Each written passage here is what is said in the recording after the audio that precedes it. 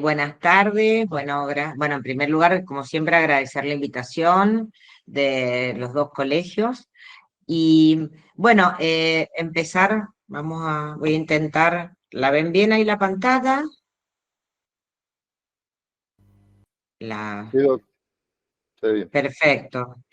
Bueno, entonces vamos a empezar un poco con este difícil, con este difícil tema que nos desafía, que son específicamente yo les voy a hablar, ¿no es cierto?, de los daños que puede causar la inteligencia artificial. Quería empezar con un video que no sé si será factible.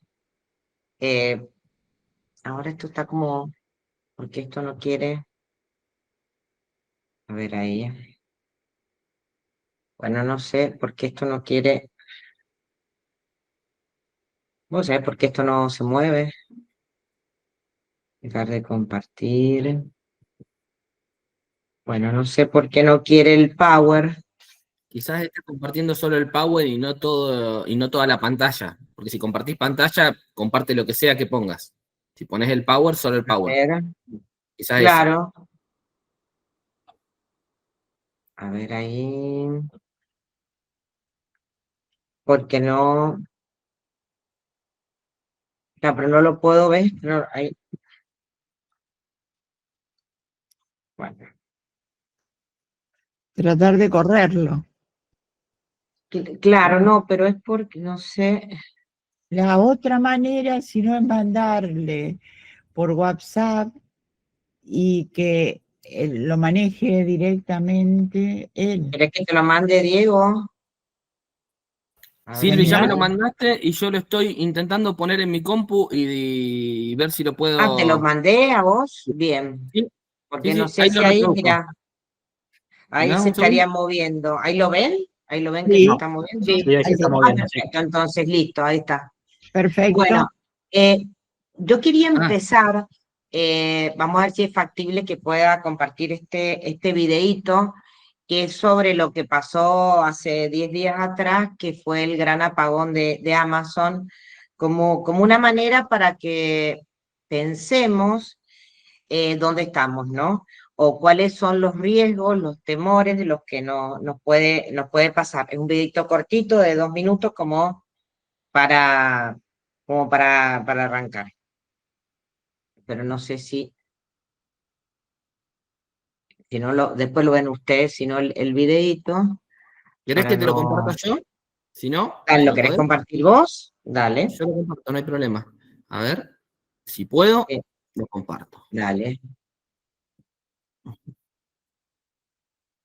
¿Querés que ¿Lo deje están viendo compartir ahí? pantalla ahora que está? ¿Sí? ¿Ahí lo están viendo? Ahí yo te dejo compartir pantalla. Sí, sí, lo vemos. Bien, le pongo play y No, o Alexa no respondió a una orden. No fue un error del usuario, fue de la nube más grande del mundo. This is the kind of compute side of Amazon that we all see every day. It's the underlying technology that supports both Amazon, but they also service other people and allow their websites. El 20 de octubre de 2025, millones de usuarios en todo el mundo se encontraron con pantallas en blanco, aplicaciones inoperativas y servicios digitales inaccesibles. La causa, una interrupción común conocida como error del sistema de nombres de dominio de Amazon Web Services, la columna vertebral de Internet que da soporte a 200 centros de datos globales, almacenamiento, bases de datos, computación, redes e inteligencia artificial. Nothing to suggest at all that this is a kind of deliberate act or a security issue. I think, as often is the case here, it will be something very, very benign. It will be either someone with fat fingers typing the wrong thing and pushing out an update, or perhaps just one little small system cog in the hardware going haywire, and then that cascades down. I guarantee you, anybody who says today that they know exactly what happened doesn't know what they're talking about. Alexa, Duolingo, Canva, Snapchat, Ticketmaster. La interrupción afectó a miles de servicios y aplicaciones en Internet que se vieron reflejados en los reportes de usuarios en el Down Detector. La compañía informó de que 64 de sus servicios internos estaban afectados. These things come about maybe every couple of years. The last major outage that we saw of AWS was in 2023. Then before that, it was a couple of years before 2021. We did see one in 2020 that impacted us as well. But the unfortunate thing is when this does happen in frequently, because these individual companies are so large and have such a big share of the market, it does have this cascading impact where one system goes down, then another, and then suddenly half the internet is gone. Aunque se resolvió el problema en tan solo 4 horas, el incidente expuso la vulnerabilidad de la infraestructura digital mundial ante fallos en proveedores de servicios en la nube. I mean, the ripple effects of this is obvious. We've all become very dependent on cloud, on the big hyperscalers.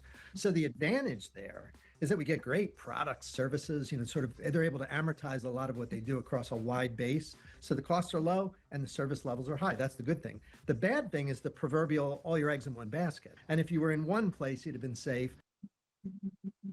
But using multiple, you're not. So we live in an era right now where we are very dependent on the cloud providers. So we need them to be at the top of their game. And today, Amazon was not. Bueno, como este video es del país de Madrid, de hace 10 días atrás, y realmente es impactante porque no es una película de ciencia ficción, no es un capítulo de Black Mirror, sino lo vivimos, ¿no? Y nos tenemos que, y esto nos lleva a pensar que todas nuestras vidas están, digamos, cruzadas por lo digital, ¿no? Y nosotros nos hemos criado y hemos estudiado un mundo y un código civil y comercial que hemos ido enseñando, por lo menos hasta ahora, centrado en las cosas, ¿no? En los bienes materiales, porque es la manera que nosotros aprendimos. Y hemos seguido enseñando así. Pero esto nos lleva a replantearnos, primero, un problema de enseñanza: ¿por qué seguimos enseñando cosas cuando el mundo no está pasando por las cosas? ¿Por qué seguimos enseñando obligaciones de dar como las prioritarias, más allá que sabemos que las de suma de dinero son las más, digamos, sumamente importantes? Pero ahí se nos surge un problema: ¿qué hacemos con las criptos? ¿Son moneda, no son moneda? Gran problema tenemos ahí también. Después, este código sabiamente le dio muchísima importancia a las obligaciones de hacer y en paralelo al contrato de obra y al contrato de servicios, como los grandes protagonistas. En Vélez eran las obligaciones de dar, contrato de compraventa, porque la propiedad era el centro de todo, pero todo lo tocábamos, todo era tangible. Cambio ahora, este código nos va a empezar a hablar de que los bienes no solamente son las cosas, sino que también los bienes son lo inmaterial. Y ahí ya vamos a ver que se relaciona con las obligaciones y también con la responsabilidad.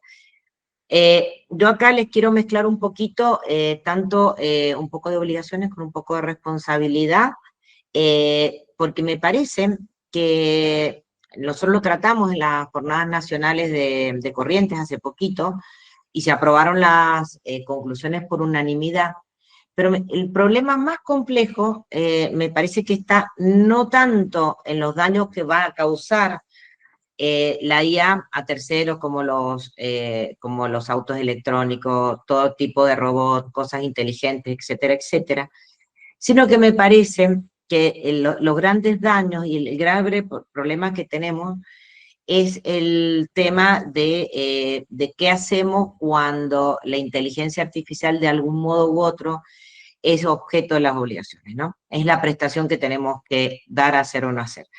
Y ahí se nos va a complicar un poquito. Voy a volver a tratar de compartir pantalla para mostrarles rápidamente. A ver si acá... ¿Dónde está? Ahora perdí de nuevo.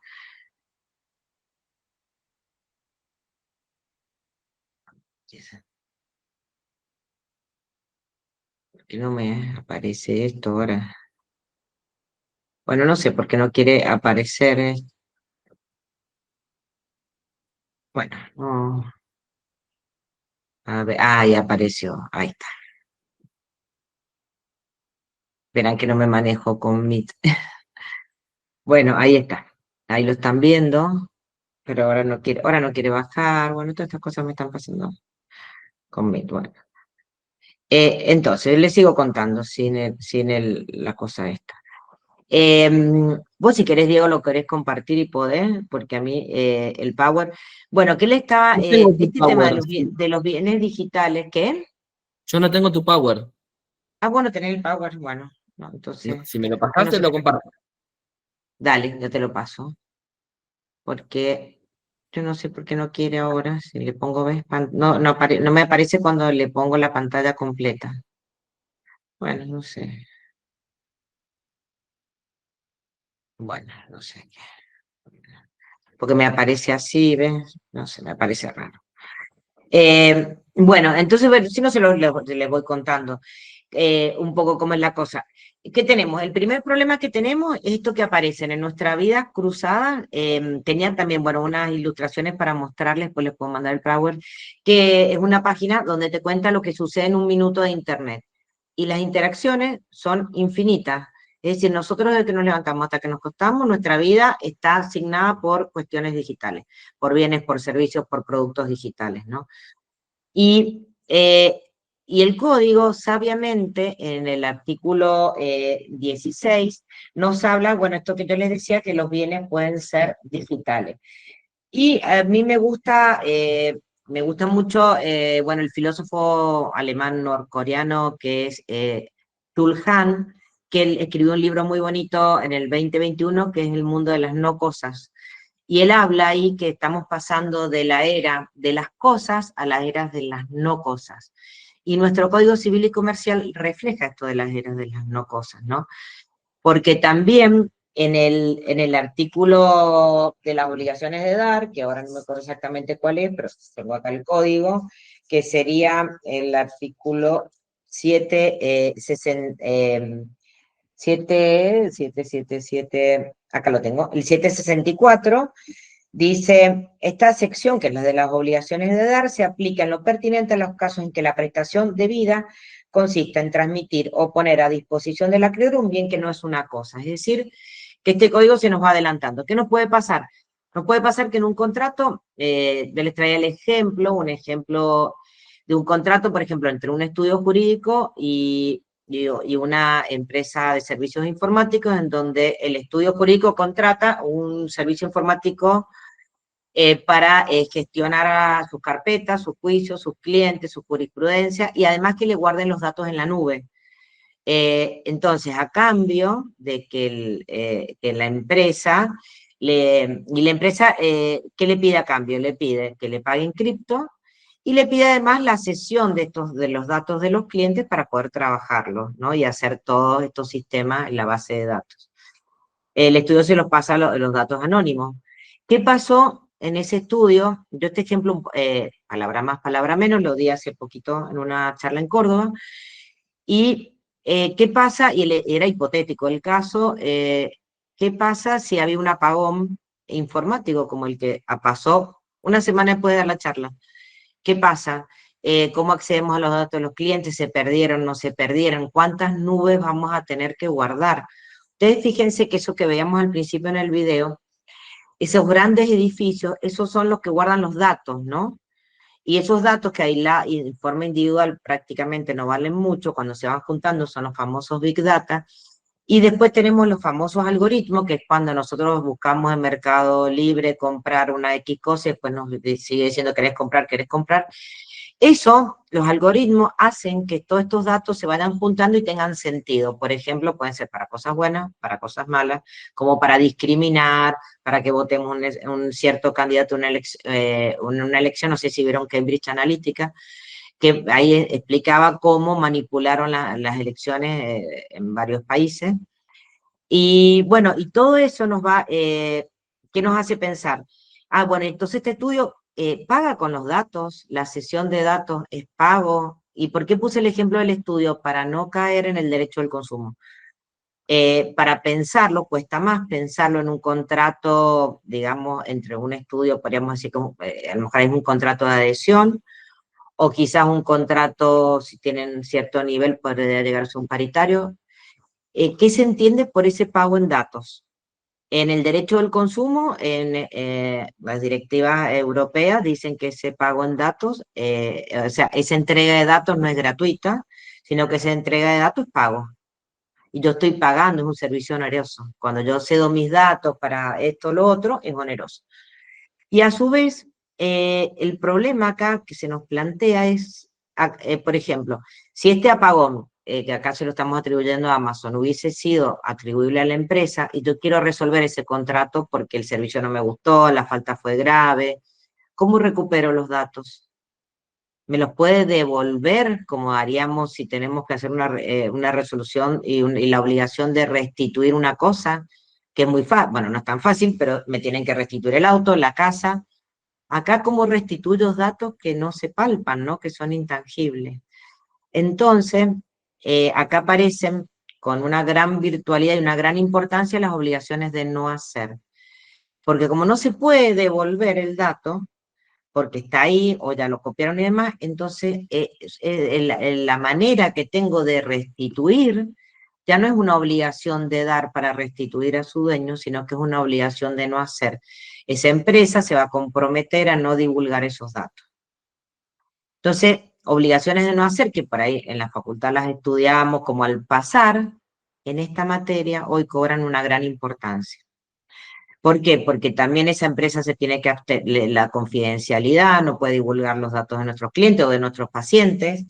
Mi hija trabaja para una programadora que está haciendo todos los sistemas de la mayoría de los hospitales más importantes, privados y públicos del país, todo un sistema informático y están trabajando con datos de pacientes, etcétera.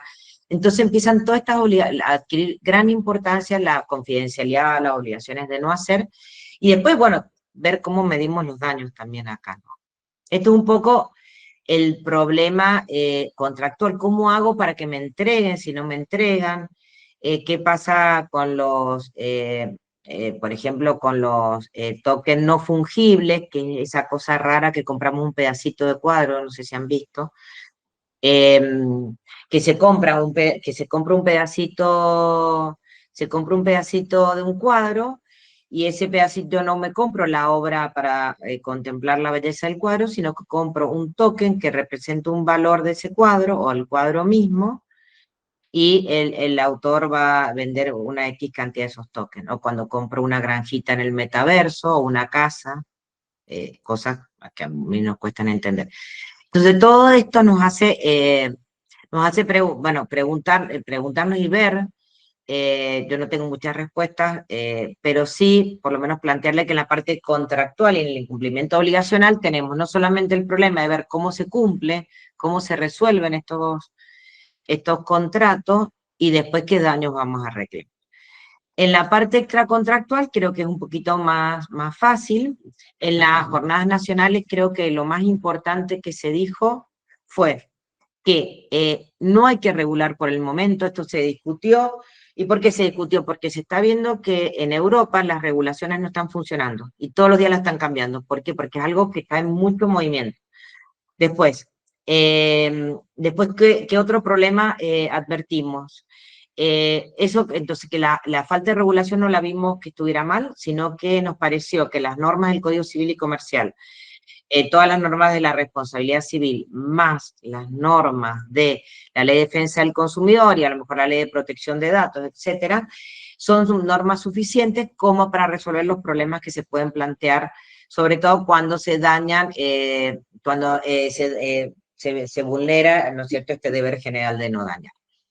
Después también lo que se remarcó que fue muy importante de las dos funciones del daño, la preventiva y la resarcitoria, que en materia de función preventiva, bueno, es prioritario indudablemente prevenir acá, porque muchas veces los daños van a ser enormes, como ustedes, bueno, vieron con ese apagón, que fue y un daño parecido a lo que pasaba con el COVID, como el vuelo de la mariposa, ¿no? Eso que decían que la mariposa aleteaba en Brasil y creo que el efecto cascada era para todo el mundo. Bueno, acá pasó, ¿no?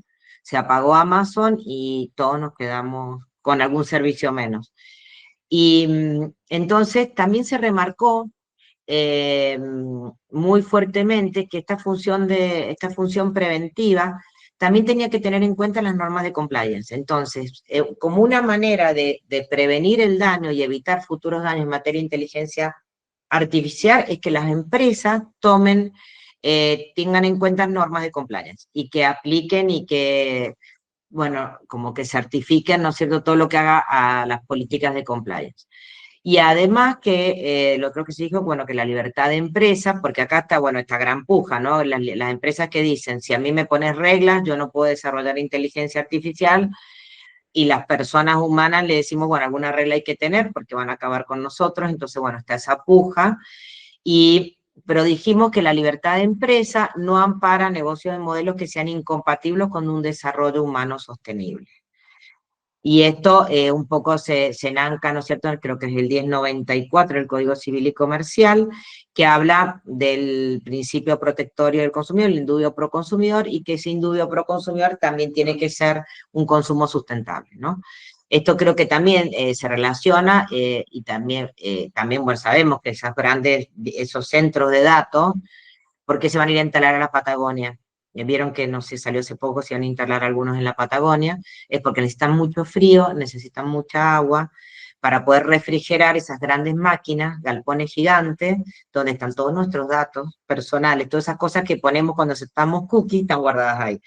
Bueno, entonces tenemos toda esa problemática. Entonces eso por el lado de la función preventiva. Función resarcitoria. Función resarcitoria, tenemos el factor de atribución, que se dijo que como regla general, los daños causados por inteligencia artificial, ya sean bienes, cosas, servicios, productos, etcétera, se aplican el factor de atribución riesgo, factor objetivo, los artículos 1757 y 1758, y el 40 de la Ley de Defensa del Consumidor, y el artículo 5, que es el deber de seguridad. Con esas normas se fundamenta que la regla general en esta materia va a ser el fundamento, va a ser el riesgo creado. Otra cuestión relacionada, otro de los elementos de la responsabilidad fue la relación de causalidad. Esta relación de causalidad se dijo que hay que es tan compleja la relación de causalidad que hay que determinar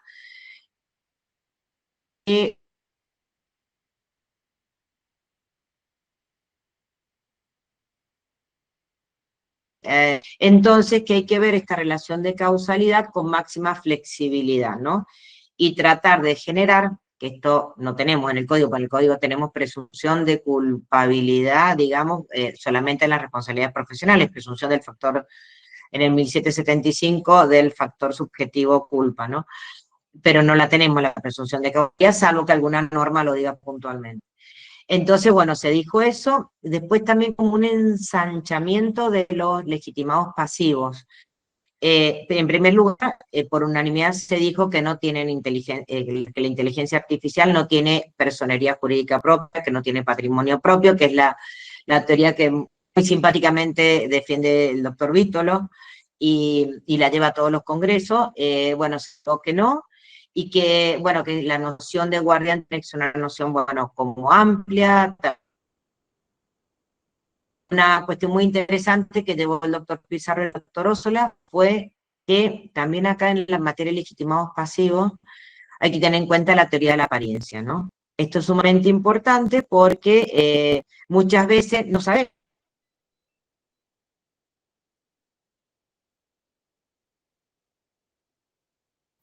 Se te cortó, me parece, ¿eh? Puede que estemos muy cargados y por eso no la escuchamos. Yo voy a sacar imagen. Bien, ahora mismo.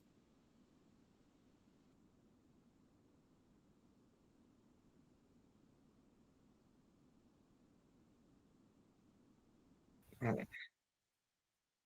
Ahí está, doctora. Ahí se ve. Ahí volví, sí. Hoy no. Voy a ver si busco en mi casa más señal también. No, perfecto. Ahí se te ve, ahí se te ve. Si Sí. nosotros bajamos No, y nuestras cámaras, se te escucha. tengo bien. Sí, yo estaría bien la señal, pero bueno. ¿Ahí me escuchan Sí, bien? se te ve bien. Bueno, entonces estamos Sí. hablando que aparecen estos sujetos intermediarios, bueno, en las plataformas, y aparecen los influencers, ¿no? Bueno, después les comparten mi Power, ahí van a ver problemática que hemos tenido con influencers. Los influencers responden bien, bueno, a ver si voy a ver. A ver. Bueno, me cambié dentro de mi casa, a ver si ahí tengo más, a ver si el problema es mío. Bueno, que repita relación de causalidad, ya repito rapidito, si no me van a echar. Relación de causalidad. La relación de causalidad que se tiene que seguir con las jornadas, que por las dificultades propias del tema, ¿no? Y esto que vimos en el video que era muy gráfico, ¿cómo llegamos a ver quién causó efectivamente el daño? Relación de causalidad, entonces, que se tiene que analizar con suma flexibilidad, con presunción y con presunciones de causalidad, es decir, presumir muchas veces esta causalidad. También otra cosa sumamente interesante acá es que cuando vemos que por ejemplo, en los servicios de Internet, etcétera, etcétera, cuando se programa, aparecen múltiples sujetos, ¿no? Y no sabemos verdaderamente quién causa el daño. Entonces, para esto es de vital importancia que tengamos en cuenta las normas, creo que es 1760, 61 y 62, si mal no recuerdo por ahí, de las normas de la responsabilidad colectiva, anónima y de grupos peligrosos, ¿no? Pero fundamentalmente esta es la del autor anónimo, porque sabemos que el daño me lo causó, por ejemplo, el servicio, no sé, de Spotify o el servicio de Netflix. Pero no sabemos quién específicamente el servicio me lo causó. Entonces, teoría de la apariencia me lo causó Netflix, que veíamos recién este ensanchamiento, y sabemos que es alguien que trabaja ahí, pero no sabemos quién. Entonces, van a responder todo. Entonces, también estas son normas que incorpora el Código Civil del 2015, que son sumamente útiles. Bueno, estábamos hablando también de los sujetos pasivos, hay un ensanchamiento de los sujetos pasivos, de quienes se van a considerar guardianes, a raíz de la teoría de la apariencia, como les decía recién, que llevaron los profesores cordobeses. También todos estos sujetos que surgen como intermediarios, los famosos influencers. En influencers tenemos casos realmente terribles, tenemos influencers niños, niñas y adolescentes, padres que comparten contenido y que van dejando toda esta huella digital de sus hijos desde que nacen, y cuando ya llegan a una cierta edad, esos chicos tienen toda una trayectoria digital que está guardada en esos edificios que vimos cuando empezamos. Entonces, bueno, ahí también tenemos un montón de sujetos que causan daño. ¿Qué pasa con las niñas, estas influencers famosas que tienen, no sé, 10, 8, 7 años y que se llaman las chicas Sephora, las niñas Sephora, porque dan consejos de belleza usando productos de mujeres adultas, lo cual es riesgoso para la salud de niños, niñas, porque no pueden ponerse esos productos? ¿Qué pasa si se causa un daño? ¿Quién responde? Sus padres, la niña en manera directa, etcétera, ¿no? Los influencers que nos llevan a comprar, por ejemplo, la estafa de Bayocoin, no sé si ustedes se acuerdan que todos los famosos, Fedeval, Elegante, etcétera, nos decían que, le decían a la gente que invirtieran en Bayocoin, que compraran monedas en Bayocoin, en criptos, creo que eran, no me acuerdo cuál, que compraran, porque ellos ya habían invertido, y le decían, hace clic acá de parte mía, que te van a hacer un precio o algo así. Bueno, obviamente esa gente perdió todo, y fueron denunciados estos influencers, fue Fedeval y no me acuerdo, una mujer, creo que era su novia en ese momento, fueron denunciados en defensa del consumidor y se los sancionó porque se los consideró que ponían la marca y que habían mentido. Esto fue lo más importante, que al ofrecer esta moneda habían mentido porque decían yo invertí y no habían invertido. Entonces que eso indujo a engaño, y la Dirección de Defensa del Consumidor les aplicó una multa que cuando les compartan el Power, ahí tienen el link y le van a poder llegar. Eso con respecto a estos sujetos, bueno, todas las plataformas, la plataforma de Uber, de Mercado Libre, etcétera, etcétera, también aparecen. Así que aparecen infinitos sujetos pasivos a responder.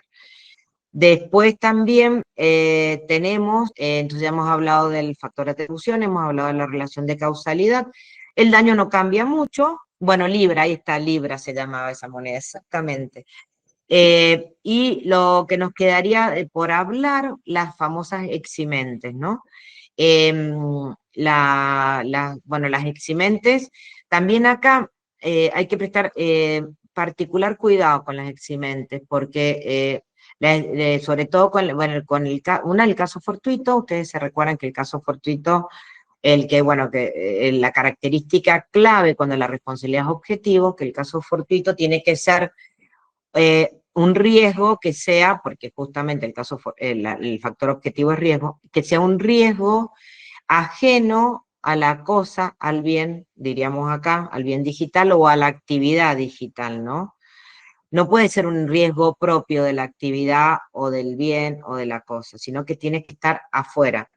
Entonces, por ejemplo, para analizar si este corte de Amazon fue un riesgo propio, fue un riesgo ajeno, por ejemplo, si yo no pude pagar a mis proveedores, incurro en mora, si no pude pagar hoy porque no funcionaban las billeteras virtuales, es un caso fortuito, eso me sirve para demostrar que la mora no me es imputable,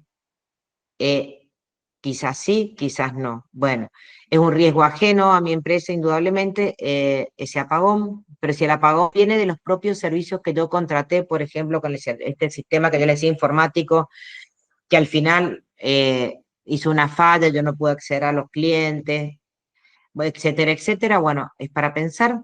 Y especialmente para pensar es el hecho del damnificado, ¿no? Que se dijo dos cosas ahí en las jornadas nacionales. Por un lado, que el hecho del damnificado, en general, había que pensarlo y analizarlo con mucha estrictez. ¿Por qué? Porque normalmente estamos la persona que se ve afectada por estos bienes o servicios digitales, normalmente es vulnerable, porque sabemos menos y somos realmente analfabetos, digamos, frente a estas cuestiones, pero y como segunda conclusión se dijo que hay que interpretar el hecho cuando hay personas hipervulnerables, el caso de niñas, niños, adolescentes, personas analfabetas, bueno, que hay que interpretar el hecho del damnificado como culpa del damnificado, es decir, le subimos un grado, es decir, no basta demostrar que interrumpe el nexo de causalidad, que sería como juegan todas las eximentes, es decir, que ese hecho del damnificado reúne las características del caso fortuito, etcétera, etcétera, y que rompe el nexo de causalidad, sino que además se le agrega este plus, a mí que yo le diría, mira, no me importa que rompa el nexo de causalidad, sino que además demostrame para eximirte que hubo culpa grave de la víctima. Esto como una manera de proteger sobre todo a niños y niñas ante esta gravedad de la vulneración frente a estas, ¿no? a estos sistemas. Y bueno, ya para ir cerrando, no los quiero demorar más. Quería, bueno, como final, con algo que dijo Toffler, que, bueno, esta pequeña intervención tiene como final abierto y es como para seguir desaprendiendo y reaprendiendo, porque decía Toffler que los analfabetos del siglo XXI no serán aquellos que no sepan leer y escribir, sino aquellos que no sepan aprender, desaprender y reaprender. Entonces, un poco, me parece que esa es la idea, que tenemos que aprender de nuevo, ¿no? Frente a esto, no solo en lo de la responsabilidad, que lo vemos con los Uber, con las plataformas, con el phishing bancario, etcétera, etcétera, sino en los contratos que estamos celebrando cotidianamente. Bueno, así que muchas gracias por su atención. No, gracias a vos. No Bueno, sé. agradecemos a la doctora Furlotti y le damos el paso al doctor Patricio Cosentino, que es abogado, especialista en Derecho de Daños, es diplomado en Innovación y Gestión Judicial Tecnológica, es profesor, así que bueno, le damos el pase para que empiece su exposición. Hola, hola, ¿cómo están? ¿Me escuchan bien? Sí, perfecto. Bueno, muchas tardes, muy buenas tardes para todos. La verdad que estoy muy contento de estar acá. Le agradezco, por supuesto, a Diego, a la doctora Furlotti. Lidia, no te conozco personalmente, pero te admiro mucho, así que me gusta y estoy contento de compartir el espacio con vos y con el resto de la gente. El Colegio de Abogados de Capital Federal, del que tengo la matrícula suspendida porque soy funcionario en la provincia de Chubut. Así que bueno, yo soy chubutense, soy el foráneo de ambos colegios, así que agradezco mucho la invitación y participar de este espacio. Bueno, escuchando recién a la doctora Furlotti, pensaba en varios elementos generales vinculados a cuestiones incluso filosóficas, epistemológicas, hermenéuticas, y creo que no es ocioso ni antojadizo pensar en el hecho de que necesitamos de todas estas herramientas como para poder tener un abordaje adecuado desde lo que tiene que ver con el sistema jurídico y los microsistemas que componen nuestra disciplina. La doctora incluso citó a Byung-Chul Han respecto de su obra No Cosas. También pienso en la sociedad de la transparencia y en las derivaciones vinculadas a esta cosa de que se vea todo, al perfilamiento y cuál es el rol que tienen los datos personales que nosotros justamente aportamos, creemos en ocasiones voluntariamente, no me queda del todo claro si podemos decir de que es voluntario o no, y a cómo operan tantos estos bienes inmateriales, remitiéndonos a lo que nos va a decir como definición el artículo 16, que habla de bienes y de cosas, su articulación necesaria con un artículo cercano, que es el artículo 14, y la cuestión relacionada a los derechos subjetivos y disidencia colectiva, la importancia de una verificación o revisión de qué es lo que pasa cuando hablamos de, adentrándome en el tema que yo propongo relacionado a los derechos personalísimos y daños, a cuál es el rol que tiene la información que nosotros aportamos en relación al ecosistema digital, y si es el mismo que nosotros vislumbrábamos, por ejemplo, en relación a la Ley de Datos Personales, la 25326. Respecto inclusive del ejemplo que dio la doctora sobre lo de Amazon, esta cuestión relacionada al compliance y a la prevención. Y cuando hablamos de prevención, no estrictamente me refiero a la prevención y a la función precautoria, muy vinculada al derecho ambiental, también al derecho del consumidor, en relación a qué es lo que pasa con esos bancos de datos y lo que dice la letra de la ley referido a la obligación de mantener medidas de seguridad administrativas, técnicas, físicas para proteger esos datos. Está claro que hay muchos proveedores que manejan una cantidad de datos innumerable, cada vez es mayor, que estos sistemas se alimentan de esos datos y que nosotros de alguna manera, y acá también adelantando algo relacionado con lo último que dijo la doctora Furlotti, pensaba el concepto de hecho de la víctima, externalidad, algo que se deslizó en el marco de la audiencia pública en el caso de Negri ante la Corte Suprema de Justicia de la Nación, que quizás por el encuadre y cómo se llega a la última instancia, era esta cuestión de qué es lo que aportamos y a cuáles son los límites del derecho a la información y el derecho a la autodeterminación informativa. Son todas cuestiones en pugna que están, y más allá de las tensiones y conflictos jurídicos, que nos ponen a pensar en el redimensionamiento de cada uno de los derechos. Ya no hablo específicamente de los patrimoniales, sino puntualmente de los derechos personalísimos o los derechos inherentes a la persona. Artículo 51 de la inviolabilidad, artículo 52 referido a la intimidad, privacidad, en general dignidad, porque es lo que estamos hablando de la honra, reputación, etc. Y como ya al comienzo tenemos determinadas herramientas de inhibitoria sustancial que se vienen perfilando y vinculadas in re ipsa con los daños a los intereses de índole o naturaleza extrapatrimonial. Inclusive, pensando en la cuestión de la reparación por la afectación de estos derechos personalísimos y las obligaciones de no hacer y las de hacer, como forma reparatoria, artículo 63.1 de la Convención Americana de Derechos Humanos, la necesidad de la publicación en relación a la sentencia, pero ya adelantándome a lo que voy a decir en relación a las medidas preventivas o a la sentencia en el marco de una pretensión preventiva, ¿qué es lo que se puede hacer con un daño que también esto se ventiló en el fallo de Negri? Cuando nosotros tenemos material audiovisual, datos, metadatos, todo tipo de información en la red, en este caso, no hablo de una base de datos puntualmente, este daño que no se caracteriza solamente porque ocurrió, sino porque continúa y se sigue replicando, es un daño continuado, ¿sí? Y la cuestión de si disponemos de herramientas claras, jurídicas, técnicas, sabemos que se vuelve algo dificultoso. Eficaces a los fines de concluir, podemos ir al artículo 1710, inciso B y C, con la continuación, finalmente con el agravamiento.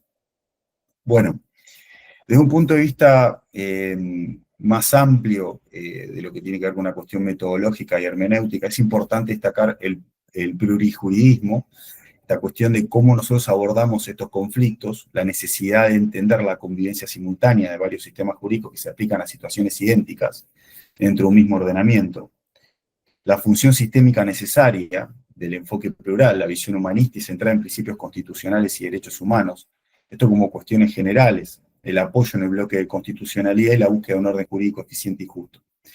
El diálogo normativo, capaz discutido también por algunos autores referido al diálogo horizontal, y el vertical, y cómo si hay o no una interrelación entre estos estamentos, o simplemente hay una bajada del vertical al horizontal. Ya relacionado a esto, me refiero a los tratados internacionales, fuente fundamental conforme al artículo del Código Civil y Comercial, la teoría alemana de Dritt-Wirkung trabaja esta cuestión relacionada a las obligaciones de los estados de índole vertical o horizontal también entre los propios particulares, cuestiones ventiladas tanto en Álvarez con Cencosud de la Corte como también en Institutos Médicos Antártida, por ejemplo, fallos que no tienen que ver con el mundo digital y los derechos personalísimos específicamente, pero que se encuentran vinculadas a estas herramientas y su aplicación relacionada a conflictos entre particulares. Más allá de que, como voy adelantando, hablamos de situaciones de conflicto que necesariamente, por más que puedan afectar derechos individuales homogéneos, están relacionados a bienes de incidencia colectiva, ¿sí?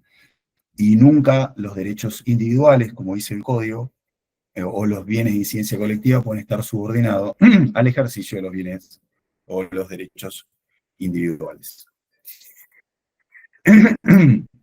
Como primero, los datos personales son el nuevo territorio de los derechos personalísimos, crítico de los derechos personalísimos. Hay dentro del ecosistema digital, los servicios que se valen de estos datos se van a tornar riesgosos, y ahí tenemos una remisión al 1757, inclusive a lo que se trabajó en las últimas jornadas nacionales, ¿no? Esta cuestión de, por ejemplo, la conclusión número 2 en daños, que hablaba, en relación a lo que decía la doctora Furlotti, ¿no? La aplicación del artículo 764, referido a cosas aplicables a los bienes inmateriales, y por ende la normativa general sobre responsabilidad derivada de las cosas y los servicios digitales comprendidos dentro de las normas de los artículos 257, 773, ahí hablamos de las obligaciones de hacer dentro del capítulo vinculado a de hacer y de no hacer, a 776. Entonces, tenemos también un inconveniente vinculado a lo que es el consentimiento, lo débil que es ese consentimiento que nosotros realizamos en relación a los derechos personalísimos y a los datos que nosotros ponemos en definitiva a disposición, como también cualquier cuestión vinculada dentro del ecosistema digital, al consentimiento que nosotros brindamos, más relacionado a un asentimiento y algo que hacemos sin demasiada reflexión vinculado a esto, contratos que no se leen, contratos de adhesión. Bueno, sabemos mucho de eso y por eso tenemos el artículo 37 de la Ley de Defensa del Consumidor, 980 y pico del Código Civil y Comercial, y hablamos de las cláusulas abusivas, apartados vinculados a cláusulas generales predispuestas y demás. Hay una ilusión de libertad que nos dice, bueno, seguimos aceptando y podemos continuar con la utilización del sistema. Voy a ir avanzando porque el tiempo es tirano, no voy a traer nada de autonomía, de novedad vinculado a esto. Hay un debate sociológico entre instrumentalistas y deterministas vinculado a qué es lo que entendemos. Creo que ya de la neutralidad relacionada a esto no tenemos demasiado que decir, ya lo sabemos, esto no sucede. Tampoco es una charla vinculada a sesgos algorítmicos e inteligencia artificial, y hay mucha gente muy interesante que escribe sobre esto, doctora Colombo, Sánchez Caparrós y tantos otros que hablan de este tema. Siempre nuestra pauta hermenéutica va a estar vinculada a la dignidad, ¿sí? Siempre vamos a estar parados desde la dignidad, con el prisma desde el artículo 51, y no hablamos de disposiciones aisladas, sino desde un vector funcional, axiológico, con pauta normativa directa, que dice que tiene que permear también, y a su vez, sobre todo la argumentación e interpretación jurídica, que nosotros hagamos como juristas del lugar donde nos paremos, ¿no? Como abogados, como magistrados, funcionarios, etc. Entonces, no se pueden parchar los sistemas, sino readaptarlos a lo que tiene la funcionalidad jurídica.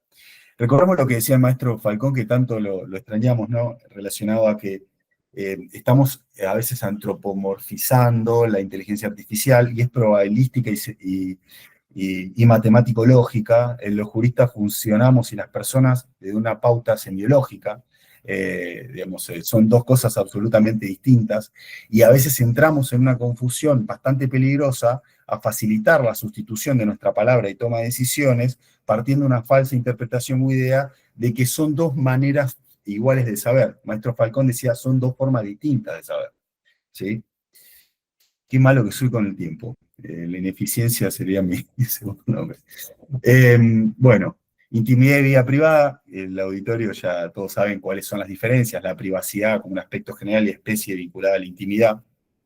No todo lo íntimo está relacionado a la privacidad. Sabemos cuáles son las herramientas que tenemos relacionado a esto. Hay un sentido amplio vinculado a la privacidad, pero que tiene que ver en general con la autodeterminación y autonomía. El right to privacy.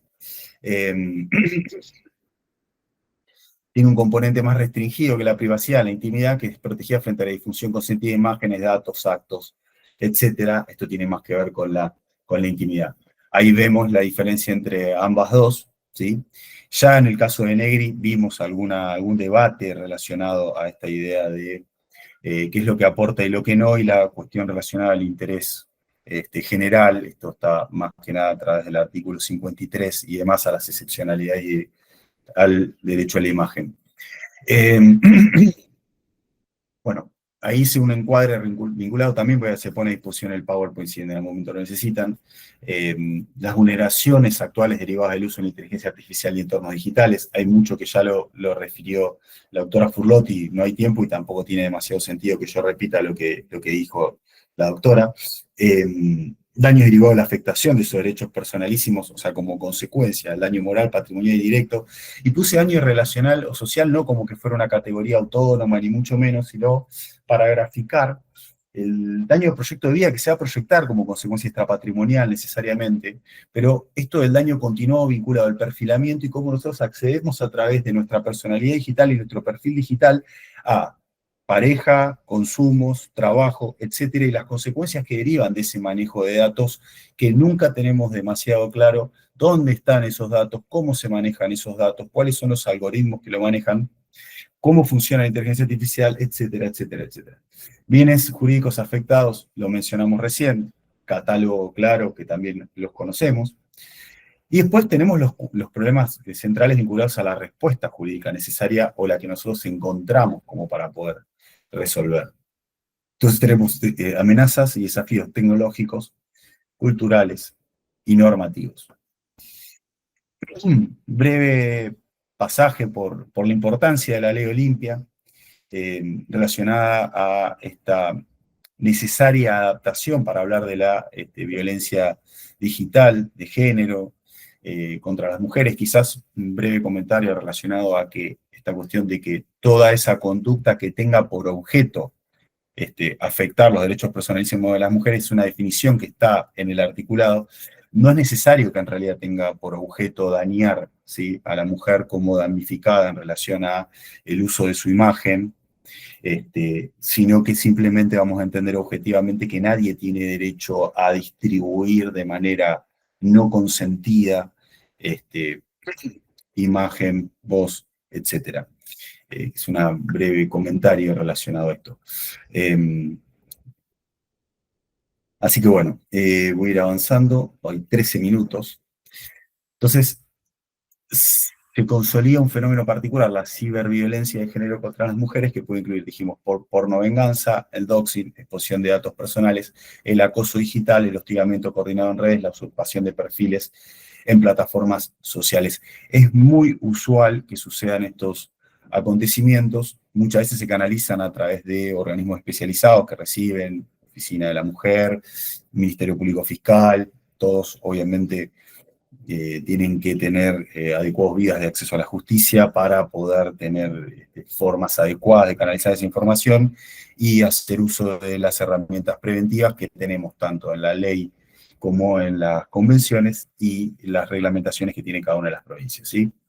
Vamos a Belén do Pará, CEDAW, nosotros en la provincia de Chubut tenemos la ley 15 número 26 que reglamenta los procesos urgentes relacionados a todas las modalidades de violencia, tipos de violencia y demás. El caso de los niños, la doctora Furlotti lo mencionó, el tema de shareting, la huella digital, impermeable que continúa a lo largo del tiempo relacionado a imágenes y todo tipo de contenidos, datos y metadatos que se van acumulando, quién sabe dónde, relacionados a personas que requieren una protección reforzada, ¿sí? Afecta esto la reputación futura, compromete su seguridad, limita la autonomía progresiva, luego, para poder decir sobre la identidad, y también ahí tenemos que hacer un análisis, que a veces analizamos el artículo 26, más que nada, el enfoque del consentimiento para prácticas, bueno, ¿por qué no pensarlo en relación a esto? Vuelvo al catálogo de derechos personalísimos afectados. ¿Qué es importante? Claro, ¿cómo prevenimos esto, ¿no? La prevención del daño digital. Ya sea por la vía sustancial o adjetiva que nosotros elijamos, ya sea si hablamos de una tutela inhibitoria del ámbito sustancial, desde el punto de vista adjetivo, medidas cautelares, procesos autónomos, medidas autosatisfactivas, por ejemplo. Un takedown dirigido y rápido, esto tiene que ser accesible a través de la plataforma donde nosotros verifiquemos la vulneración del derecho personalísimo, bloqueo geográfico, desindexación, órdenes no resubida, monitoreo, etc. Siempre conforme los parámetros y las pautas que establece en su caso el artículo 1713. Menor restricción, medio más idóneo y mayor efectividad. Hoy hay una obligación de seguridad reconfigurada, ¿sí? Las reglas van a ir modificando, los principios básicos se van a mantener y tenemos que verificar cuáles son las herramientas jurídicas que tenemos, conocer sobre qué ámbito operamos para poder, en su caso, un magistrado pueda, en virtud de las atribuciones que le da el artículo 1713, tomar o decidir, incluso de oficio, determinadas obligaciones o abstenciones, obligaciones de hacer, no hacer, relacionadas a cuál es el planteo que se ventila en la litis, en el proceso, cuál es el conflicto que existe. Esto lo voy a pasar muy brevemente porque sé que viene una experta vinculada a la cuestión. La importancia de la preservación digital y prueba informática, medidas de prueba anticipada y o conservatoria de prueba, se vuelven fundamentales, pero como hablamos del ecosistema digital, nos tenemos que capacitar, tanto a litigantes como funcionarios y magistrados, para poder tomar buenas decisiones, hacer buenos pedidos para poder preservar la prueba, porque la facilidad para suprimir, mutar la información y demás hace a veces difícil el resguardo. 10 ejemplos: capturas con timestamp, hash criptográfico, Wayback Machine, preservación web, acta notarial, certificación técnica complementada con una pericia y demás. Deber de takedown, debate sobre la protección, la detección proactiva.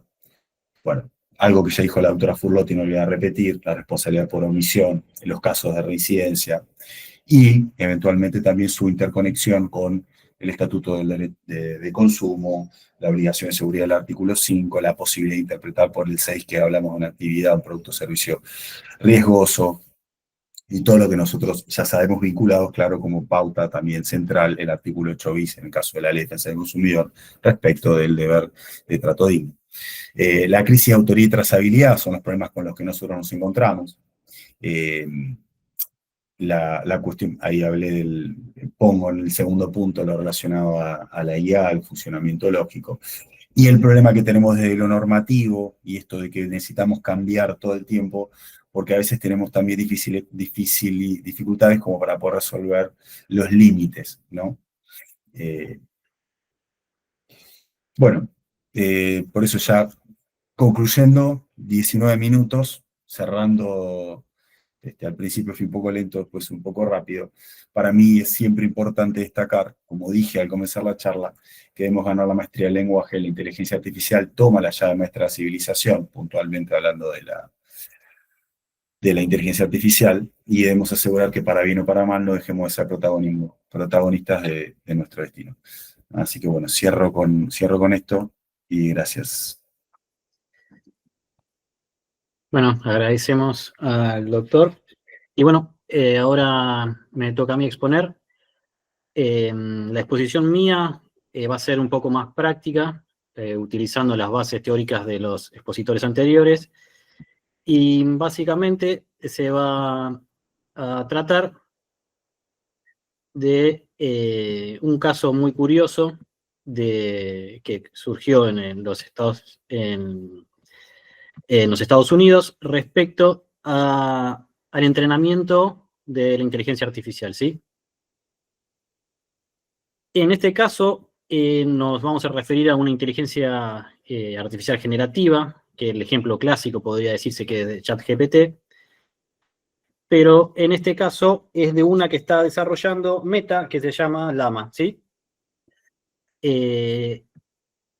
Una inteligencia artificial generativa es una inteligencia artificial que es capaz de crear contenido, ¿sí? Ya sea texto, imágenes, música, video, etc. Pero la particularidad que tiene, y hacia aquí es donde retomo lo que dijo el expositor anterior, que las inteligencias artificiales, a pesar de que se dice que son inteligencias, no piensan, ¿sí? Sino que aprenden de grandes volúmenes de datos y genera combinaciones coherentes, ¿sí? Es una cuestión de estadística, ¿sí? Se entrena con grandes volúmenes de datos, ya sean libros, imágenes, etcétera, para poder reproducir una respuesta coherente siempre y cuando sea estadísticamente relevante para el usuario esa respuesta, ¿sí? Y lo que más agrava la situación es que no siempre estas respuestas son correctas, sino que además tienen algo que se llama alucinación, ¿sí? Que no tienen la capacidad de decir la inteligencia artificial no sé. ¿Sí? La inteligencia artificial siempre va a dar una respuesta por la naturaleza misma de la inteligencia artificial. Esto es algo que se está viendo últimamente bastante en nuestra profesión, con el tema de las citas falsas, con el tema de la jurisprudencia inventada por inteligencia artificial, que la inventa de tal manera que parecen reales, ¿sí? Y está en nuestro deber como abogados litigantes, o pasó también en una autoridad judicial hace poco también, fiscalizar, el deber de fiscalización de esas citas, de esas creaciones que hace la inteligencia artificial, esto al margen. Así que bueno, la inteligencia artificial no piensa como pensamos los humanos, ¿sí? Generan respuestas coherentes y verosímiles en base a una estadística, ¿sí? Base a la estadística, mejor dicho, ¿sí? Pero en el caso que nos ocupa, es este Cadre versus Meta, es de este año, es una sentencia de primera instancia, en el cual un grupo de autores demandó a Meta por la utilización sin su consentimiento de libros, ¿sí? Para entrenarla, ¿sí? Porque el entrenamiento de la inteligencia artificial se nutre de datos, no es que se los aprende de memoria, sino, como vuelvo a repetir, lo que hace la inteligencia artificial es buscar patrones, buscar respuestas que puedan satisfacer la necesidad del usuario, y esos patrones después los transmite, ya sea en imágenes, en un contenido de texto coherente, y que muchas veces parece incluso de una redacción, incluso de un humano o incluso superior, ¿sí? Pero en el caso que nos compete, el juzgado no condenó a Meta, ¿sí? Por utilizar esos datos sin su consentimiento, ¿sí? En una sentencia que está ampliamente discutida, ¿sí? Pero el punto central de esto es que Meta admitió que la inteligencia artificial fue entrenada en base a shadow libraries, ¿sí? ¿Qué son las shadow libraries? Son recintos donde se suben de manera pirata e ilegal textos, ¿sí?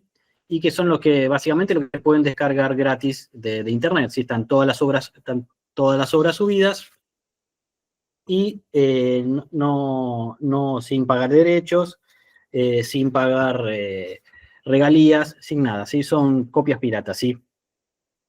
En este caso, obviamente, los autores, con todo el derecho del mundo, a mi parecer, lo que hicieron fue demandar a Meta. Pero la legislación estadounidense, a diferencia de la nuestra, tiene un concepto que se llama fair use, ¿sí? Que es como la excepción a lo que es el copyright, ¿sí? Que son cuatro factores que el jugador va a ir analizando, va a ir salteando como compartimentos para ver si existe una utilización ilegal del copyright, ¿sí? Estos 4 factores son el último factor, mejor dicho, es la evaluación, si produce o no produce un perjuicio económico al autor, ¿sí?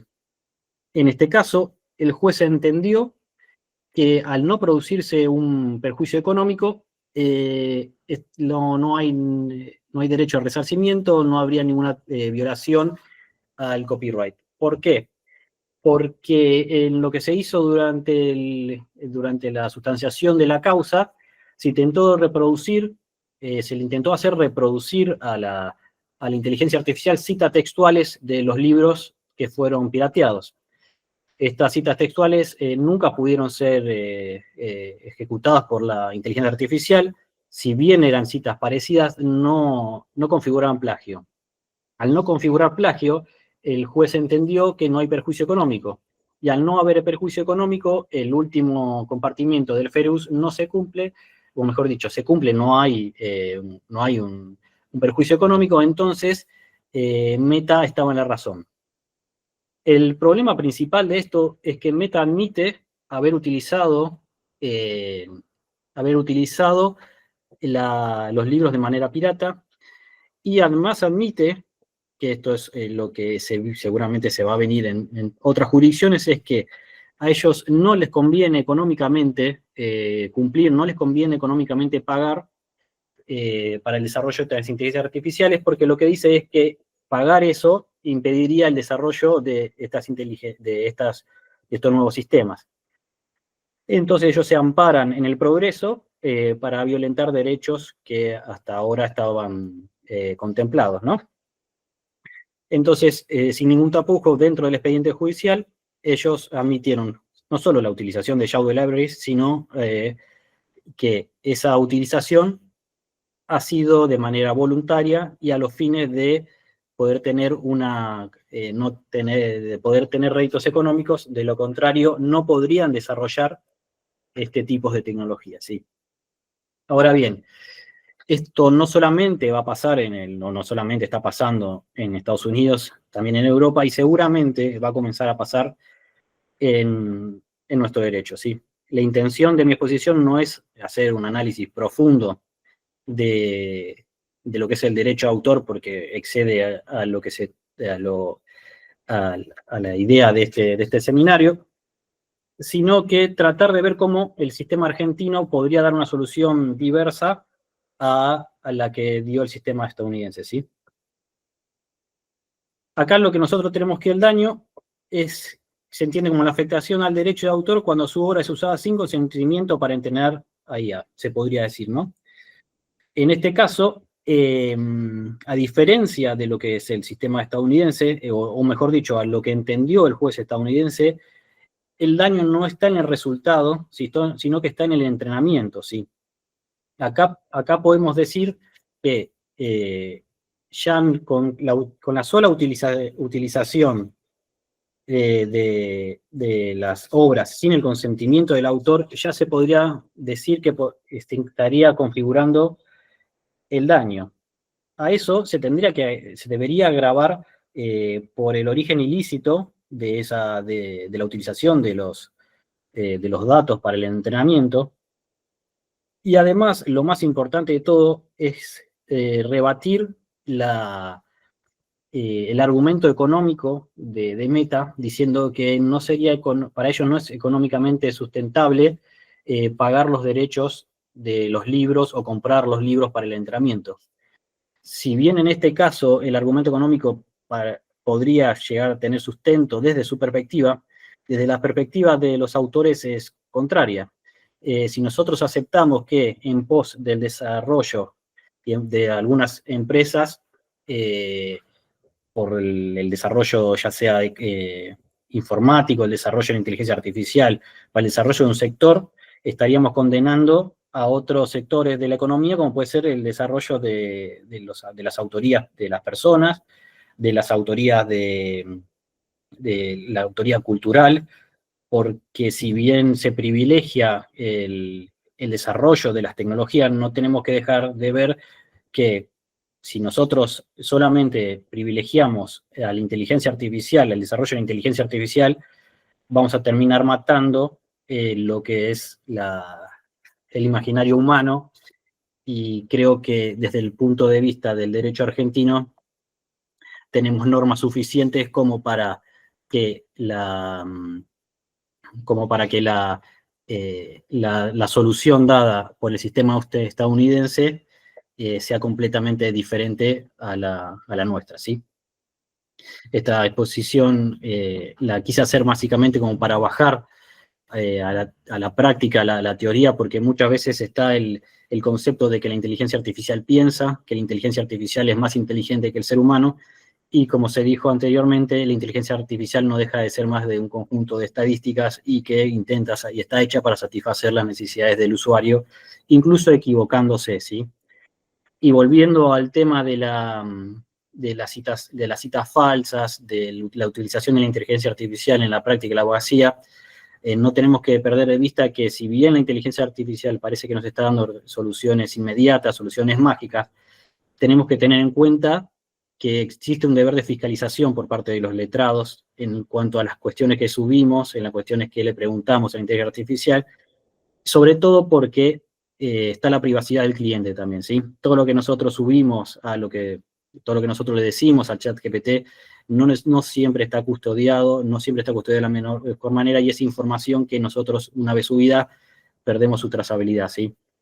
Así que bueno, yo ya doy por terminada mi exposición y le voy a dar paso al siguiente tema, ¿sí? Que es la prueba electrónica y su impacto en el juicio de daños, ¿sí?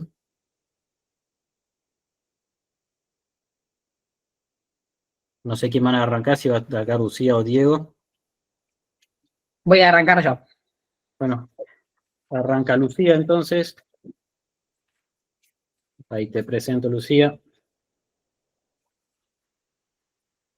Bueno, que tengo los papeles, se me mezclaron los papeles, pero bueno, para no perder tiempo, preséntate vos, por favor, porque si no, se nos va a hacer largo, ¿sí? Bueno, mi nombre es Lucila Ramuno, bueno, soy abogada de Rosario, y bueno, soy diplomada en Derecho Procesal Electrónico, docente de la Cátedra de Derecho Procesal Civil, entre otras materias de la UCA, de Derecho acá en Rosario, y bueno, entre otras, no vamos a poner en detalle si no perdemos tiempo, pero bueno, entre otras, he participado de obras literarias, bueno, además, sobre temas de procesal electrónico, que es un poco lo que vamos a mencionar acá. Voy a compartir el Power, espérenme un segundo. Estamos.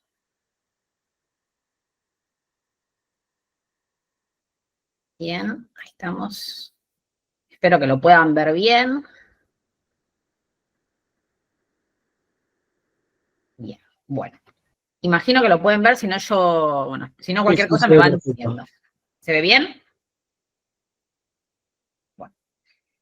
Bueno, la idea un poco de hoy es, junto con el doctor Diego Logiudis, es, bueno, hablar un poco de lo que es prueba electrónica, que advierto que está mal escrito, y el impacto en el juicio de daños. Bien, yo voy a comenzar con la primera parte.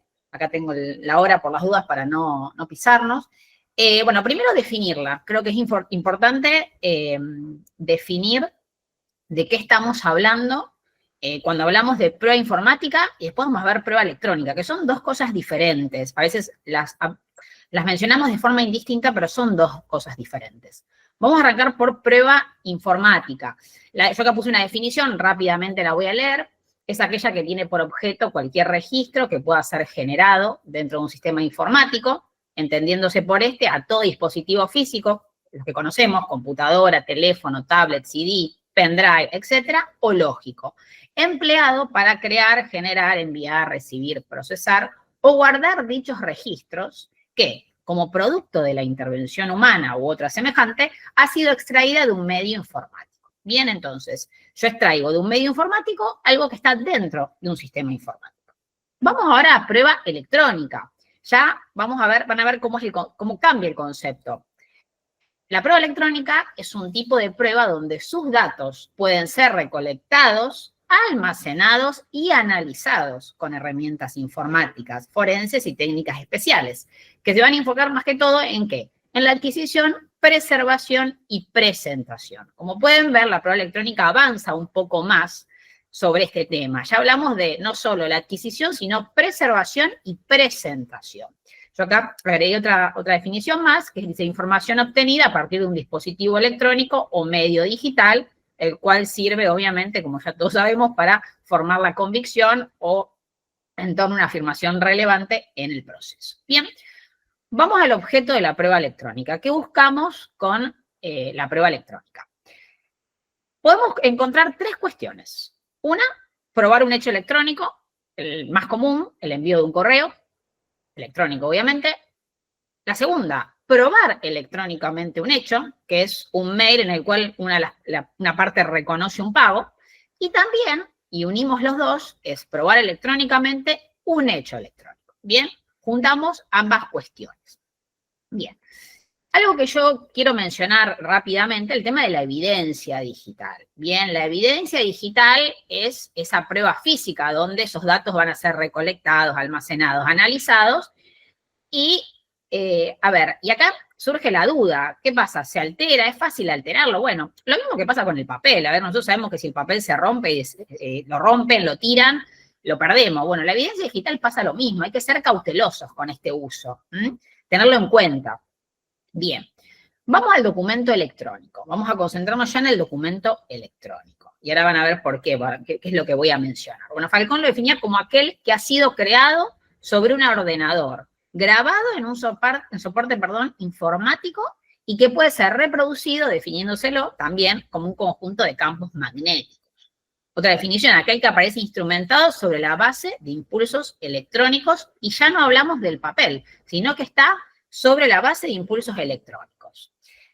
A diferencia de la prueba documental tradicional, la que todos conocemos, el ofrecimiento del documento electrónico, propio de que ustedes saben que nosotros en todo lo que es materia electrónica no tenemos nada legislado de forma correcta. En los códigos todavía no contamos con medios de prueba electrónicos, ¿bien? Tenemos un tema de amplitud, de que podemos acompañar, sí, lo podemos hacer. Cada código procesal nos permite, nos da como una llavecita como para poder utilizar otro medio. Pero es necesario que sepamos que el ofrecimiento de un documento electrónico va a traer la necesidad, como ahí dice en el Power, de complementarlo con otros medios, para de esta forma así poder reconocerle una eficacia probatoria. Bien, ahora, ¿qué constituye un documento electrónico? Un correo electrónico, un archivo de procesador, un mensaje de WhatsApp, una base de datos, grabación de un video o todo lo que conozcan puede constituirse, o mejor dicho, considerarse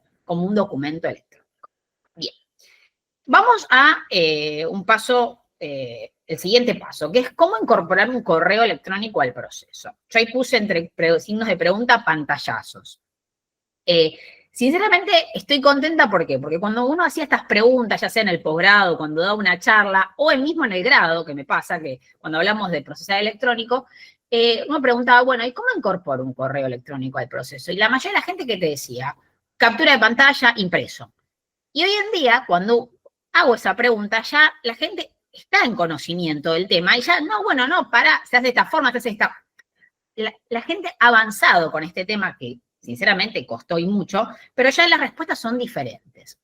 Yo mencioné acá un fallo, que ahora no voy a entrar en detalle para no perder tiempo, así no le quito tiempo a Diego, donde, miren la fecha del fallo, 2005, donde se acompaña los correos electrónicos impresos, pero, ¿qué le dice el juez? A ver, está bien que me acompañaste esto, pero tenías otros medios para acreditar fehacientemente la autenticidad de esos correos. Ahí dice secuestro del disco rígido, ofrecimiento de un perito especializado en la materia. Entonces ya la jurisprudencia nos está diciendo, ojo, a ver, puedo acompañarlo, no me lo van a negar, y ustedes saben que no se puede, pero, salvo que sea obviamente ilegal, pero ojo que tengo que acompañar algo más para poder acompañar lo que estoy diciendo. Otro medio de prueba. Bien, datos necesarios, lo digo rápidamente así no pierdo tiempo. ¿Qué datos necesarios tengo yo para ofrecer un correo electrónico? Los datos del titular de la cuenta, el dominio de la casilla, la casilla secundaria que vieron que me piden cuando yo saco un mail nuevo. A lo mejor ya no se acuerdan, pero cuando sacamos un mail nuevo, me piden una cuenta secundaria. El número de línea vinculado a la cuenta de correo. Todos los datos disponibles de quién es el autor de la comunicación electrónica y hacia dónde envié esa comunicación electrónica. ¿Qué más? Número ID del mensaje, que ahora les voy a mostrar de dónde se saca, cuándo se creó, cuándo se recibió, cuál es el asunto, cuál es la dirección que lo generó, cuál es el IP generador del correo electrónico y la denominación del servidor. Esto no me voy a detener, de otro momento lo ampliaremos. Bien, ahora, yo para ofrecer un mail de forma correcta necesito todos estos datos. Después sepan que también tenemos otras opciones. Una es un acta notarial, donde le dejamos la computadora al escribano y el escribano ingresa,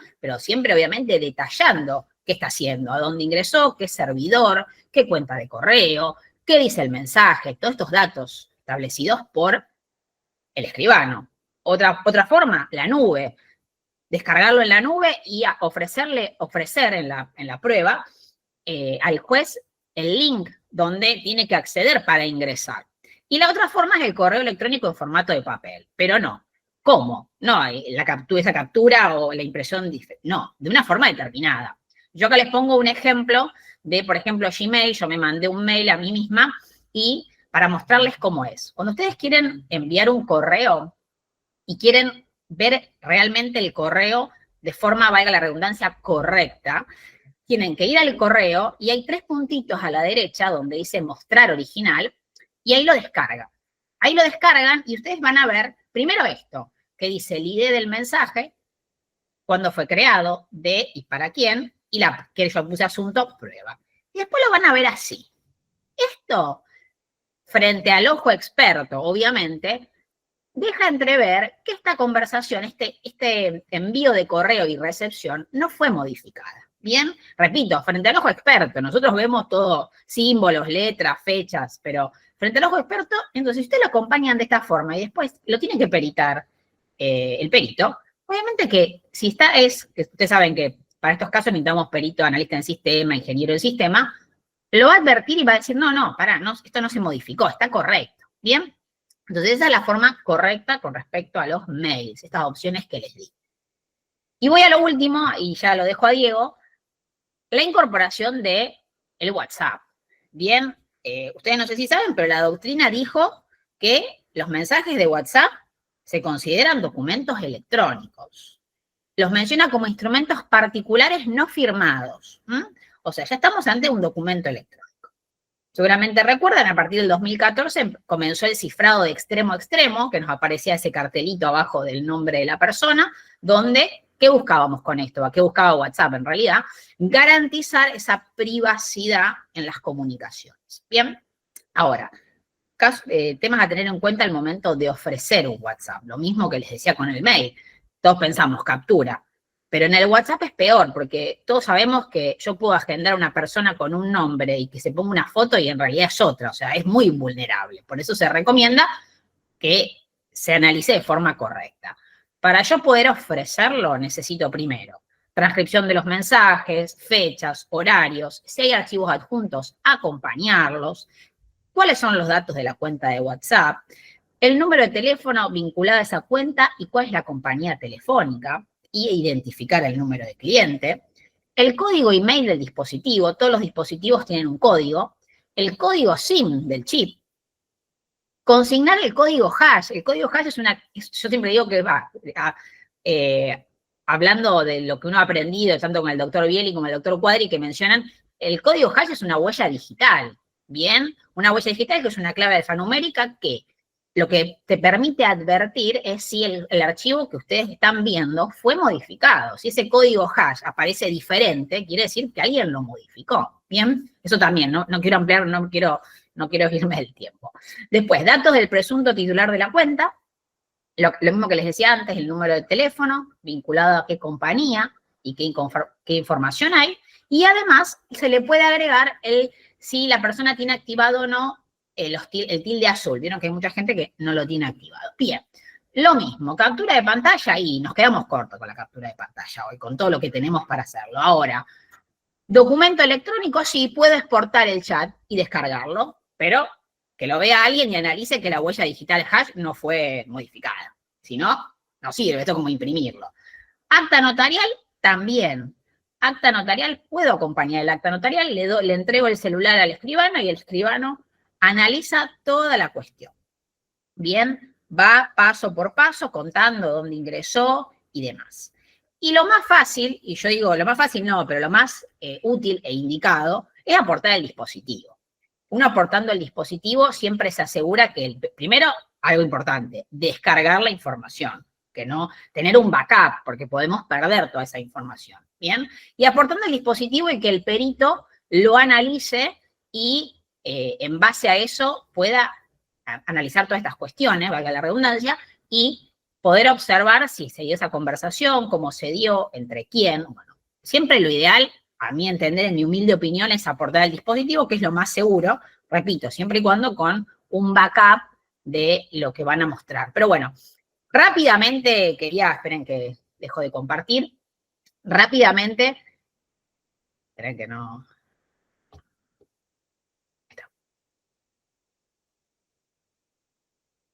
Ahí estamos. Rápidamente quería contarles un poco estas cuestiones que son muy interesantes, que van constantemente modificándose, pero bueno, me parece que es un tema muy interesante y bueno, y algo que no llegué a hacer, ya lo dejo a Diego, agradecer la invitación y siempre es un gusto poder charlar con gente que está en el tema y que nos interesa tanto todos estos avances. Así que bueno, muchas gracias por su atención.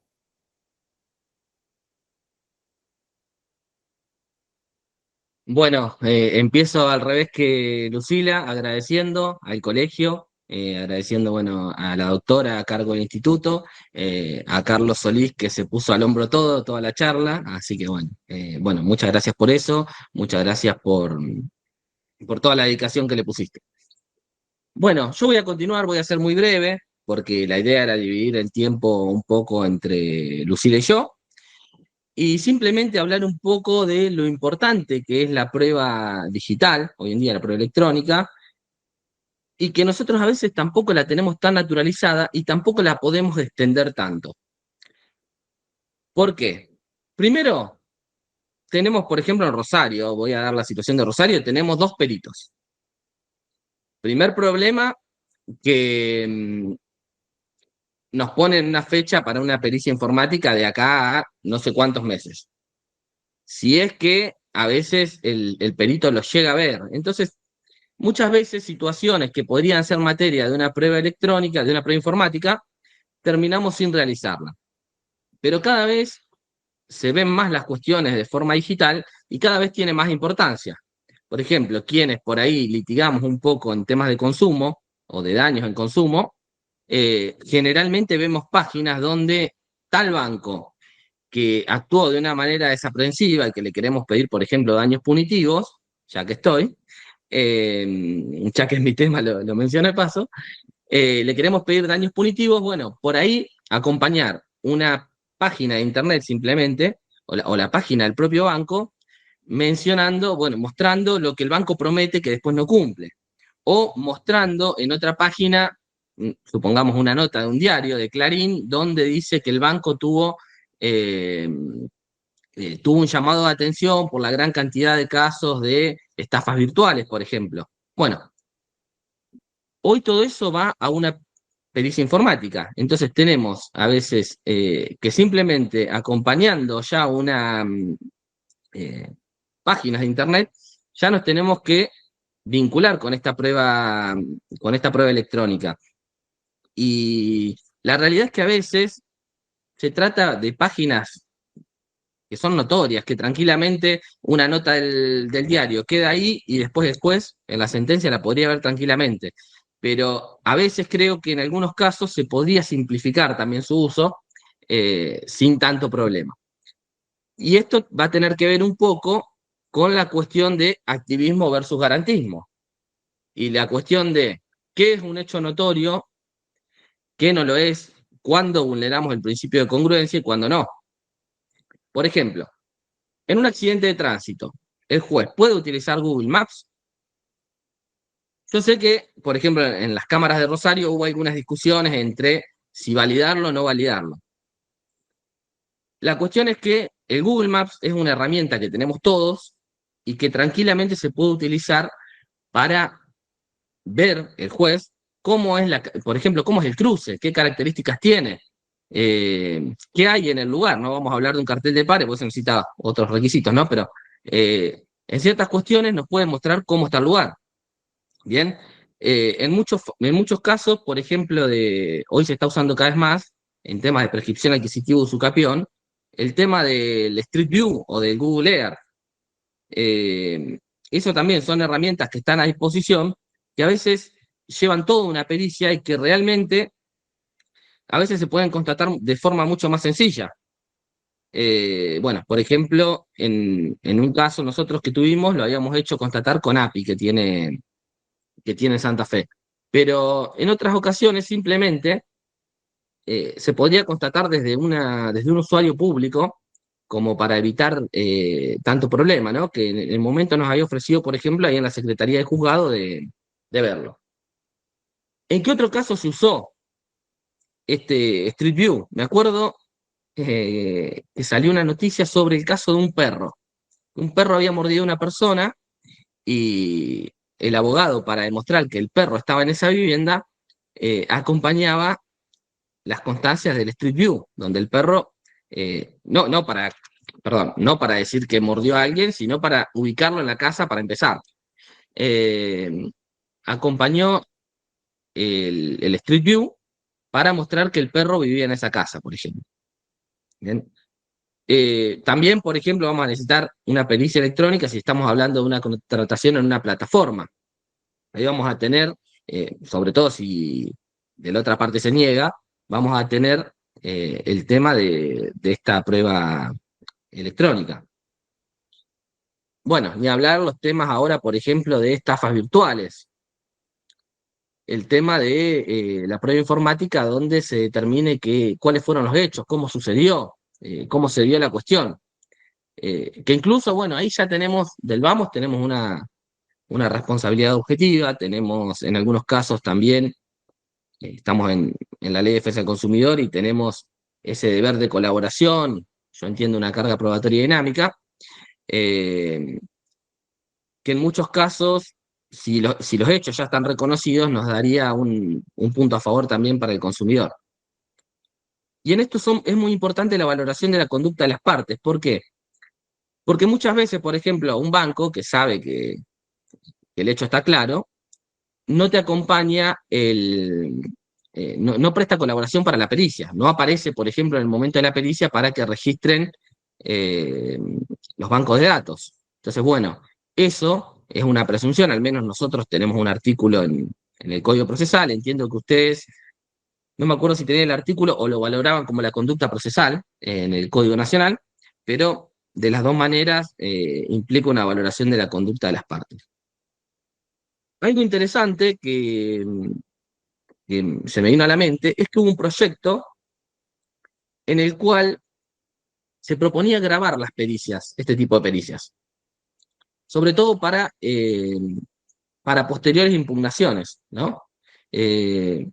Igualmente uno obviamente puede tener su delegado técnico y si uno elige no tenerlo, bueno, pero esa era una propuesta que se tenía hasta este momento. Bueno, simplemente mencionarles también algunos fallos que tienen que ver un poco con esto del tema de si es un hecho notorio o no un hecho notorio en algunos casos. Hubo un supuesto donde un juez en Rosario en una demanda contra Telefónica. Bueno, el doctor Carlos Solís justo venía con un tema similar. Hablaba de la importancia de la telefonía, la importancia que tenía el día a día, la importancia del servicio y que pueda disfrutarse de esa manera y estar conectados. Bueno, esto el juez, esto estaba en la página, en la propia página de la empresa, y esto el juez lo tuvo en cuenta al momento de la sentencia para valorar la conducta de la demandada, más allá de que no había sido expresamente pedido, digamos, expresamente ofrecido como prueba. Y hubo otro caso, Amato, que este es de la Cámara Nacional, no me acuerdo si es la B o la A, Amato. Bueno, en el fallo Amato pasó lo siguiente. Bueno, primero hubo una cuestión con el tema del mail, que el mail se envió, tenía que ver con un mail en el cual se había hecho una interpelación, y este mail se envió, pero no se pudo constatar que se había recibido. Bueno, no se pudo constatar porque el demandado no se puso a disposición y por lo tanto lo que se terminó haciendo es tener por efectuada la interpelación y por recibido el mail porque el demandado no prestó su colaboración. Ese era un primer punto. Pero después hubo un punto más interesante que tenía que ver con un daño moral relacionado con derechos de autor. Y supuestamente no se mencionaba a este sujeto, Amato, como coautor de la obra en un video de YouTube. Y bueno, justamente por eso él pedía el daño moral, porque se lo tenía que mencionar como coautor. ¿Qué hizo el juez de primera instancia? Bueno, el juez de primera instancia entró al video, ese video que no había sido ofrecido como prueba, y al entrar a ese video vio que eso no lo había subido el demandado, sino que lo había subido una plataforma de un tercero. Entonces, por ese motivo le termina rechazando el daño moral. Bueno, esto llega a la Cámara, y la Cámara lo que termina diciendo, en este caso, es que si estos videos no fueron ofrecidos oportunamente, ¿no? Y el juzgador los incorpora, incluso sin hablar, por ejemplo, de una medida de mejor proveer, el juez está en violación a las reglas procesales y al principio de congruencia. Entiendo que esto es algo caso por caso. Yo acá lo veo más complicado que los anteriores. Quizás entrar a Google Maps lo veo como más coherente. Ver una página de internet, sobre todo si es la del propio demandado, lo veo más coherente, pero acá me parece que tenía que ver con una prueba sustancial que la parte no había ofrecido ni producido tampoco. ¿Bien? Bueno, y dos cositas más. Hubo dos fallos relacionados con la inteligencia artificial que tuvieron un poquito más de movimiento. Uno fue en Rosario, se llama Aguilera, fue dictado por el doctor Cuaglia, donde se trataba de, bueno, y justo lo inició un amigo, Esteban Jurún, un colega del instituto, donde justamente se hablaba, era una medida autosatisfactiva, porque existía poca presión en el agua, y bueno, lo que hace el juez, pero luego de tener toda la prueba, el juez lo que hace es consultar a la inteligencia artificial. Entonces algunos decían, bueno, infringe el deber de congruencia, no es fiable la inteligencia artificial, pero la realidad es que lo usó prácticamente como una decoración. La realidad es que ya estaba decidido, ya tenía los parámetros que tenían que utilizarse de agua, que tenía que haber de presión de agua, y a eso le agrega, con la inteligencia artificial, un parrafito en el cual dice, parece lógico que con tanta presión de agua estemos cumpliendo la normativa. Bueno, y ahí la inteligencia artificial le contesta. Y otro caso que se dio tuvo que ver con un consentimiento informado en un tema de mala praxis médica. ¿Qué sucedió? El perito médico lo que hizo fue directamente, bueno, puede decir que el consentimiento informado estaba debidamente prestado, según el médico, porque no se podían describir todas las consecuencias favorables, y lo contrario sería un dispendio de tiempo, sería mencionar muchas consecuencias, bueno. O sea, realmente el consentimiento no era ni claro, ni abarcaba las consecuencias que tenía que abarcar. Bueno, a mí me pasó exactamente lo mismo en otro tema, que yo lo tengo en curso a ese. El perito me hizo exactamente lo mismo. Bien, ¿qué hizo el juez? El juez, dentro de otras cuestiones, también consulta a la inteligencia artificial, preguntándole si para una persona común este término era, primero, si el término que se mencionaba era entendible para el común de las personas, y segundo, bueno, la cuestión de si estaban informados todos los riesgos. Acá en este caso fue un poco distinto, porque si bien yo entiendo que el juez lo que intentó hacer era decir, bueno, a ver, está claro que este consentimiento está mal y que no lo podemos dar por válido, pareció, al menos si uno lee la sentencia, resolverlo con la inteligencia artificial. Y eso es lo que por ahí puede llevar un defecto, porque la inteligencia artificial sabemos que tiene alucinaciones, que no lo podemos usar directamente como una prueba válida.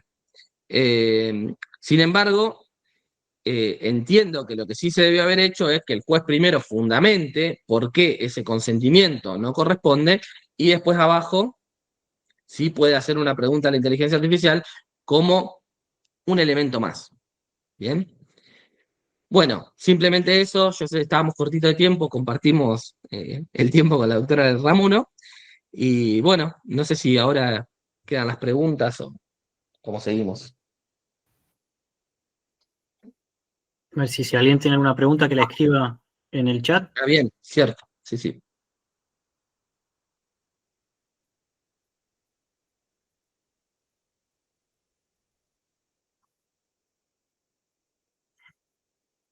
Bueno, muchas gracias por los comentarios. Bueno, si no hay más preguntas, agradezco a todos los expositores, ¿sí? Agradezco la iniciativa de Diego por la participación de los dos institutos. En nombre de la doctora Garrido también se le agradece, se tuvo que retirar antes. Pero bueno, damos por finalizado el seminario y bueno, espero que les haya sido útil a todos, ¿sí? Bueno, gracias, muchísimas gracias. Bueno, felicitaciones a todos. Re Muchas lindas las gracias. charlas, así que bueno, muchísimas gracias. Hasta luego. Gracias Hasta a luego. Nos todos. vemos. Hasta luego. Chau, chau.